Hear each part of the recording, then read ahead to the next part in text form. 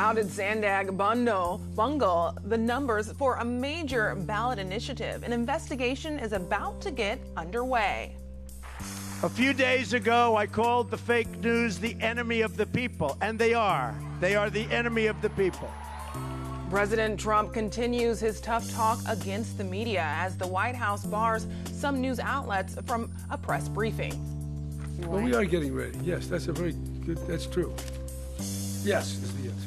Okay, yes. Is it over? Not yet. Or isn't it? The latest numbers on California's drought. KPBS Evening Edition starts right now.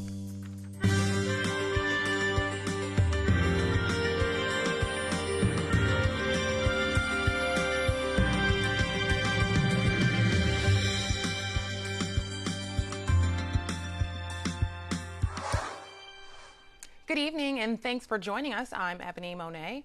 The San Diego Association of Government is under fire after bungling estimates of how much money would be raised by its tax measure on the ballot last November. KPBS Metro reporter Andrew Bowen says the agency is now planning an independent investigation. Who knew what and when? And why were voters still in the dark on Election Day? These are the questions SANDAG's independent investigation will be expected to answer. The agency's Measure A tax proposal was supposed to raise $18 billion over 40 years, but that figure was overestimated, and the long list of transportation projects SANDAG was promising voters was probably unrealistic. Measure A failed at the ballot box.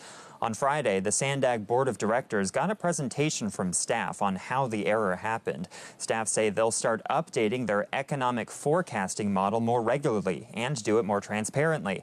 The board voted unanimously to approve that and to commission the outside investigation. The next important question, who conducts that investigation? How independent are they? That will be discussed at a SANDAG committee next month. Andrew Bowen, KPBS News. U.S. Customs and Border Protection is moving forward with plans to build President Donald Trump's proposed border wall. The agency announced today it will start awarding contracts by mid-April, and requests for bids will be published early next month. Today, at a gathering of conservative activists in Maryland, Trump said construction will start very soon and is ahead of schedule. He also praised efforts to deport people who are in the country illegally. We're getting bad people out of this country. People that shouldn't be, whether it's drugs or murder or other things. We're getting bad ones out. Those are the ones they go first, and I said it from day one. Basically, all I've done is keep my promise. The federal government is ending a contract with the city of Santa Ana to house immigration detainees. Immigration and Customs Enforcement says the long-standing contract with the city isn't cost-effective anymore. This after Santa Ana lowered the number of detainees allowed at its jail. The mostly Latino city south of Los Angeles passed a local sanctuary law earlier this year in response to President Trump's planned immigration crackdown. More news from today's Conservative Political Action Conference in Maryland. President Trump rallied against the press today, echoing something he has before. A few days ago, I called the fake news the enemy of the people, and they are. They are the enemy of the people. Trump is taking aim at anonymous sources, saying reporters shouldn't be allowed to use them. Let their name be put out there. Let their name be put out. A source says that Donald Trump is a horrible, horrible human being. Let him say it to my face. Some recent stories about Trump's administration have used anonymous sources, but members of Trump's White House team regularly demand anonymity when talking to reporters. San Diego Republican Congressman Darrell Issa was asked earlier this week if he thought the press was the enemy of the people. Here's a great question. Hey, folks, this one I need quiet for special. For the press, you are not the enemy of the people. You know, I have had difficult times from time to time with the press. I've had better times. This Friday, for anyone on either side that wants to come up to LA, I'll be on the Bill Maher show. In America, we go and we talk to the press, whether they agree with us or not. We go and we talk to the other side, whether they agree with us or not. and we go and we listen to the other side, whether at the end of it all, we're going to always be able to support their ideas or not. So, is it difficult sometimes to look at how the press covers you? Yes. But I have friends in the other party, and you know, they don't like the way Fox covers them. That was Representative Issa speaking at an impromptu question and answer session outside his office in Vista on Tuesday. Hours after President Trump's comments about the media, several news outlets were barred from today's White House press briefing, including the LA Times, the New York Times, and CNN. Instead of holding the daily briefing today in the normal press room, The Hill reports a small group of reporters was brought into Press Secretary Sean Spicer's office in the West Wing for an off-camera session. Those allowed into Spicer's office included Breitbart News, a conservative website whose founder, Steve Bannon, is chief strategist to President Donald Trump. San Diego-based One America News was also allowed in. Homeland Security analysts say there's not enough evidence to prove any terrorist threat from people affected by President Donald Trump's travel ban. That word comes in a draft document obtained by the Associated Press. Trump's order covered 7 majority Muslim countries. The draft report says few people from those countries have been involved in terrorist activities, but a spokeswoman says the report is not complete. The president is scheduled to address a joint session of Congress on Tuesday evening. One of the invited guests will be an Encinitas student who was detained under the travel ban. Sarah Yarjani is originally from Iran, one of the countries covered by the ban. She was held at the Los Angeles International Airport for 23 hours last month. Democratic Congresswoman Judy Chu invited Yarjani to be her guest at the speech. In a written statement, Chu says Sarah is an example of the very different reality that Trump and his supporters are trying to ignore in favor of encouraging prejudice and fear. And she says Mr. Trump needs to see the people he has hurt. KPBS will bring you coverage of the president's address beginning at 6 on Tuesday. KPBS Evening Edition will not be seen at 6:30 that night. A day-long conference at UC San Diego is set to debate the value of the North American Free Trade Agreement. It comes as a new poll finds Americans are now evenly split on whether NAFTA has been good for the U.S. KPBS reporter Steve Walsh has the story. 48% of people say NAFTA has been good for the U.S. 46% say the 22-year-old agreement has been bad for the U.S. That's out of over 1,000 people surveyed by Gallup earlier this month. This comes as the Trump administration looks at possibly scrapping NAFTA. Support falls along party lines. 67% of Democrats have a positive view, while 22% of Republicans favor the deal, despite strong support among business groups like the U.S. Chamber of Commerce. Monday, the Center for U.S.-Mexican Studies at UC San Diego will hold a day-long conversation on the history and possible future of NAFTA. Speakers include trade advocates, journalists, and politicians from both sides of the border. President Donald Trump's pick for Commerce Secretary, Wilbur Ross, has said renegotiating NAFTA is his top priority. The Senate is expected to vote on Ross's nomination on Monday. Steve Walsh, KPBS News. Governor Jerry Brown is proposing a $450 million spending package to shore up California's flood control systems. His announcement comes nearly 2 weeks after the near failure of an emergency spillway on the Orville Dam 70 miles north of Sacramento. Some of the money to fund the project would come from the general fund. Other funds would be taken from a voter-approved bond measure. We got to belly up to the bar and start spending money. Now, will the people reject that? In many cases they will, but we've got to keep at it and try to win a constituency to take care of business if we want a great California in the decades to come. The governor also sent a letter to President Trump asking for funding and an expedited environmental review to fix the state's dams. Brown says he does not expect too much pushback from the Trump administration. Law enforcement and legislators are asking Governor Brown to block the parole of a convicted cop killer. Jesus Cecina killed a San Diego police officer in 1978 when he was 17 years old. It happened after Officer Archie Buggs pulled him over. Cecina was sentenced to life in prison without the possibility of parole, but his sentence was later converted given his age at the time. The California Parole Board is now recommending he be paroled for the 3rd time. Governor Brown has overturned the decision twice before. Penney is the latest department store casualty. The retail giant is shrinking. Today, company officials announced the closure of up to 140 stores. Penney is also selling its distribution center in Buena Park. Company leaders say last year they made a profit for the first time since 2010. Still, they have to be aggressive to sustain the growth. The company is offering 6,000 eligible employees early retirement. Earlier this week, we learned special education workers in San Diego Unified would see cuts as the district moves to close a $124 million budget gap. KPBS education reporter Megan Burks dug a little deeper into what that could mean for students with special needs. The district will cut 10 of 35 occupational therapy assistants who help children with special needs develop motor skills and perform daily tasks. And dozens of schools will let go assistants who help special education teachers with their students. The district says they carefully reviewed the individual education plans, or IEPs, of its students before making the cuts. The plans lay out which services a student needs. Meanwhile, Superintendent Cindy Martin says she has a personal stake in the matter. Her brother has developmental disabilities. Understanding the importance, not just the legal mandate required in IEPs, but the moral imperative to ensure that each and every one of our students with special needs has all of those needs addressed and met through our system, that the services absolutely will be there.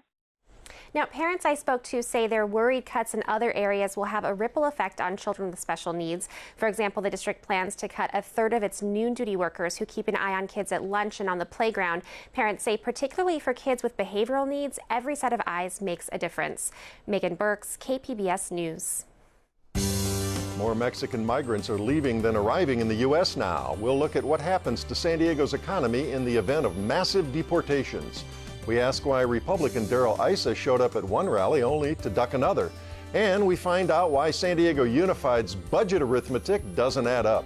Join us at the KPBS Roundtable tonight at 8:30. San Diego Gas and Electric says that this is the world's largest facility for storing energy from lithium-ion batteries, and it's in Escondido. The utility unveiled the center this morning. It's got 400,000 batteries that will soak up solar and wind energy when demand is low and then release it when demand is high. Officials say it can store up to 120 megawatts of energy. That's enough to power about 20,000 customers for 4 hours. People who rely on San Diego County's coastal rail services will have to find another way to get where they're going this weekend. They're going to be closed this weekend. According to authorities, there will be no Amtrak train. And for the next few weekends, it will be the same. Crews will be working on maintenance projects. Services will resume on Monday, but riders can expect a 15-minute delay.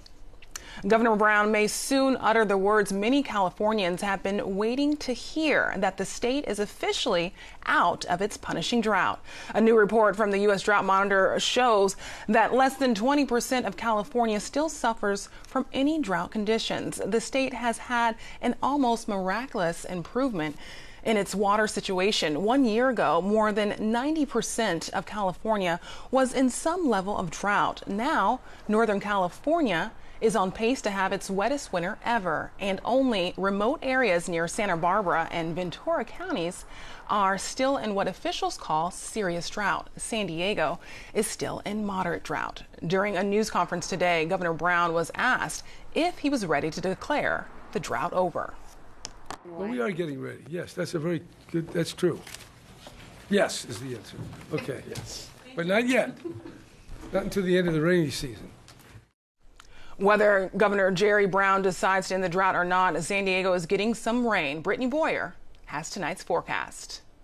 Good evening. Hopefully you had a great Friday, a little bit cool outside, but not too bad of an end to the work week. Well, we'll be talking about the cool temperatures tonight, showers arriving this weekend, and then, yes, getting into next week, we will have some warmer air moving into the region. Here's a look at the satellite and radar last couple of hours. All the action has been up into Northern California. It's just been a cool day all around, and we're going to keep the cool air around for the next couple of days. As we get into tonight here in the metro, 48 degrees, the overnight low, mainly clear skies. Out into the valleys, we could see see some patchy frost developing late tonight. So keep that in mind. Here's a look at what you can expect outside of San Diego. Mount Laguna in the teens tonight, 27 in Ramona, 33 in Alpine.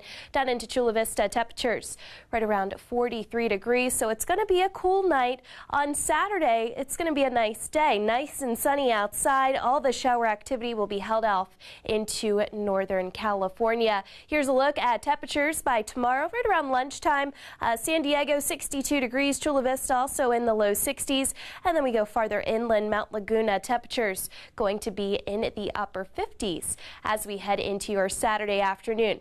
Then as we get into Sunday and Monday, there will be another storm moving onshore. It's not going to be a big deal. There's not a lot of moisture with this, and most of Sunday should stay dry. Here's a look at Futurecast. We continue throughout your Saturday.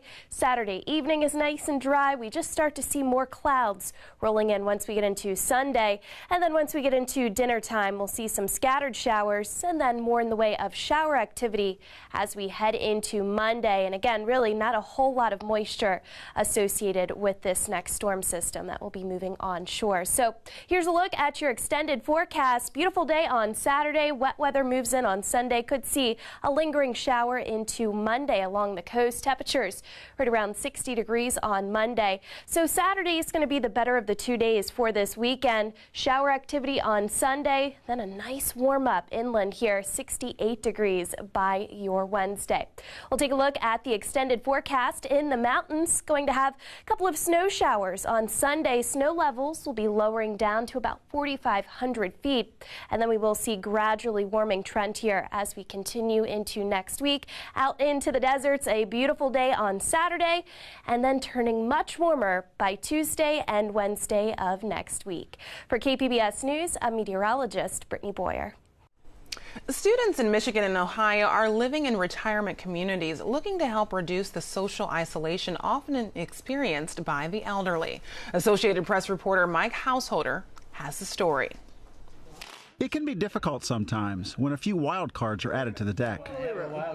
We went to the meals, but it's kind of awkward to just sit down with somebody that you don't know and just start eating with them. So the first time that I felt like I was really relating to somebody was at poker. Western Michigan University is upping the ante on the study of relationships between people of different generations, sending Colette Chapp and 2 other occupational therapy grad students to live at a retirement community in Grand Rapids. The goals are to break the stereotypes of both aging and the stereotypes that each generation could have of each other. The icebreaker for Chapp was a certain card game, where the 22-year-old met her new buddy. You got a ton too. 87-year-old banking industry retiree David Burkholder. I like her. She's a very nice gal. The trio is about a third of the way through its 19-month stay at Clark on Keller Lake. These people they're not just my neighbors, like they're my friends, they're my family now, and it took time. It was hard at first, but I think the point that we've already gotten to is just so exciting. Intergenerational friendships are also being formed in Ohio, where students from the Cleveland Institute of Music have taken up residence at the nearby Judson Manor retirement home. For me, it was something that was an opportunity to use music to be part of a community and to have a really interesting living experience. Tiffany Tew, who recently took a job working in Chile, lived for 3 years at Judson, where she played music and shared more than a few meals with fellow resident Laura Barrick. Laura is a very special person in my life. While the arrangement in Cleveland isn't tied to academic research, it is focused on bridging the generation gap. I need to purge some of my things. Here I came to Judson Manor, where there were young adults and life sparkled. The architects of the Western Michigan study have said they hope that by the time the students move out next year, their findings will lead to more effective communication between young and old. But what they're already finding out is that whether cutting cards or bread, cohabitants from different generations are finding it possible to reach common ground. Thank you for the... Mike Householder, Associated Press, Cleveland. I'm Judy Woodruff on the next News Hour. As Democrats meet this weekend to elect a new leader, we look at the party's path forward during a fractious time. That's Friday on the PBS News Hour. There's something big coming to the San Diego Natural History Museum. It's Ultimate Dinosaurs, but you won't find the dinosaurs you learned about as a kid. KPBS arts reporter Beth Accomando says instead it's a whole new crop of dinos from the southern hemisphere that you might not have seen before. I'm Beth Accomando, KPBS arts reporter, and I'm here at the Nat for the Ultimate Dinosaur.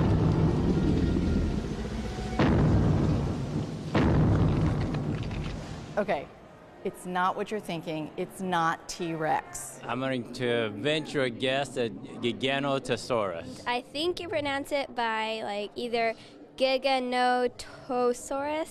Saurus, Tausaurus. Gigano. It's the O that's throwing me. Man, it's hard. I thought it would just be like Giganotosaurus, I think. A Giganotosaurus? I'm just going to go with Giganotosaurus. Hopefully that's close. Oh, that's so hard.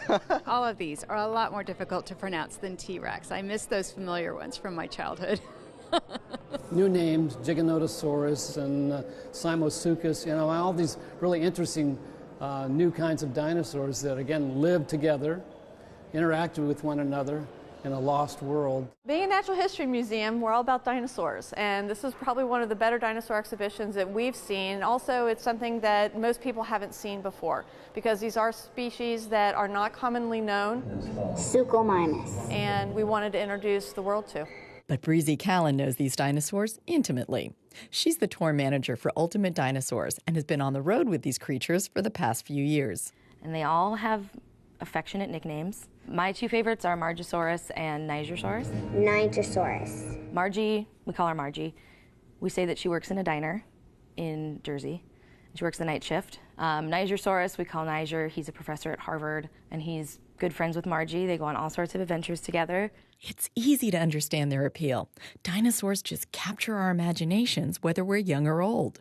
Ultimate Dinosaurs plays up on that with technology that allows us to imagine what these massive skeletons would look like with their skin on.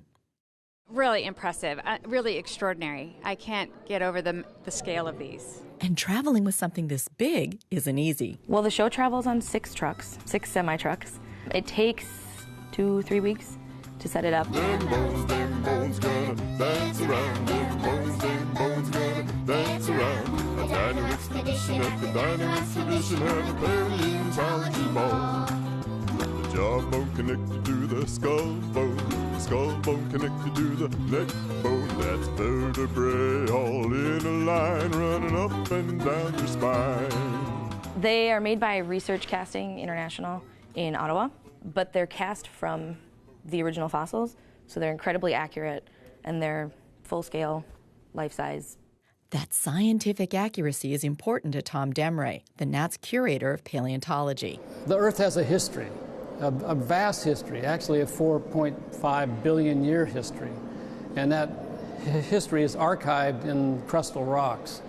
This archive is both the physical record of our planet as well as the biological record. And it's really quite fascinating how diverse past is in terms of the organisms that inhabited this planet. It's interesting, but it also provides us with lessons for going forward as we look at a world where climate change is a factor that we need to consider. The fossil record is really the only way that we can see how those changes in climate have affected organisms and the environments that they live in. The traveling exhibit of Ultimate Dinosaurs provides insight to that story as it unfolded in the Southern Hemisphere. But the Nat has a permanent collection, Fossil Mysteries, devoted to local stories. Well, every time we have a fossil like this here, this is a part of our notosaur here from Carlsbad that's 75 million years old, and that it has, again, a story to tell. Demray's favorite story comes from a fossil the Nat found. Well, it'd have to be our Carlsbad notosaur. This one over here, because it was found in San Diego. It was the first named dinosaur from California. It's the most complete dinosaur found in Southern California, which is kind of surprising. But dinosaurs are very rare here. But right now, they're plentiful, as Ultimate Dinosaurs runs through September. Beth Accomando, KPBS News. Ultimate Dinosaurs opens Saturday and runs through September at the Nat in Balboa Park. Counting down to liftoff. Engines at maximum thrust. And liftoff. That was Russian cargo ship Progress 66 launching from Kazakhstan just south of Russia. It left Wednesday and arrived to the International Space Station today. The unmanned cargo ship delivered supplies to the station's 6 crew members. This comes after SpaceX launched a cargo ship earlier this week from Florida. That ship arrived Saturday. At some point, you got to decide for yourself who you're going to be. Can't let nobody make that decision for you. The Academy Awards will be handed out Sunday, and this year is a banner year for Black nominees, thanks to films like Moonlight, Fences, and Hidden Figures. The diverse slate is a far cry from the past 2 years when all-white acting nominees led to the social media hashtag #OscarsSoWhite and a national conversation on race in Hollywood. Still behind on the Oscar nominee count, other minorities and women. You can find tonight's stories on our website, kpbs.org/evening edition. Thanks for joining us. Have a great night.